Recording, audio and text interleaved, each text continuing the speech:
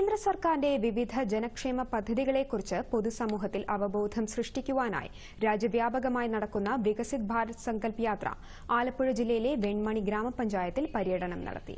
Venmony union ബാങ്കിന്റെ ആഭിമുഖ്യത്തിൽ വികസിത് ഭാരത് സങ്കൽപ് യാത്രയെ വരവേറ്റു.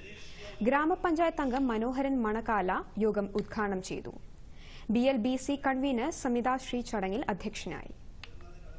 വിവിധ വകുപ്പുകളിലെ ഉദ്യോഗസ്ഥർ പരിപാടിയുടെ ഭാഗമാവുകയും കേന്ദ്ര പദ്ധതികളെപ്പറ്റി ജനങ്ങൾക്ക് അവബോധം നൽകുകയും ചെയ്തു. കേന്ദ്ര പദ്ധതികളെ സംബന്ധിച്ചുള്ള വീഡിയോ പ്രദർശനവും PMEGP, മുദ്ര ലോൺ എന്നീ പദ്ധതികൾ പ്രകാരം 10 ലക്ഷം രൂപയുടെ സാമ്പത്തിക വായ്പയും വിതരണം ചെയ്തു. ജൻ ഔഷധിയുടെ സൌജന്യ പ്രമേഹ രക്തസമ്മർദ്ദ പരിശോധനയും പരിപാടിയുടെ ഭാഗമായി സംഘടിപ്പിച്ചു. വിവിധ കേന്ദ്ര പദ്ധതികളുടെ സേവനങ്ങൾ പരിപാടിയിൽ ലഭ്യമാക്കി.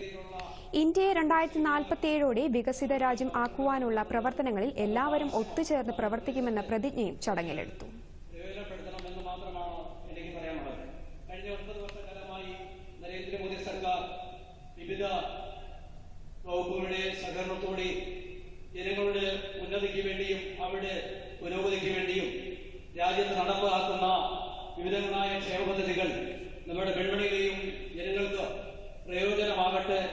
ആ രീതിയിലുള്ള ഒരു വികസിത സങ്കല്പ യാത്രയാണ് ഇവിടെ നടക്കുന്നത്.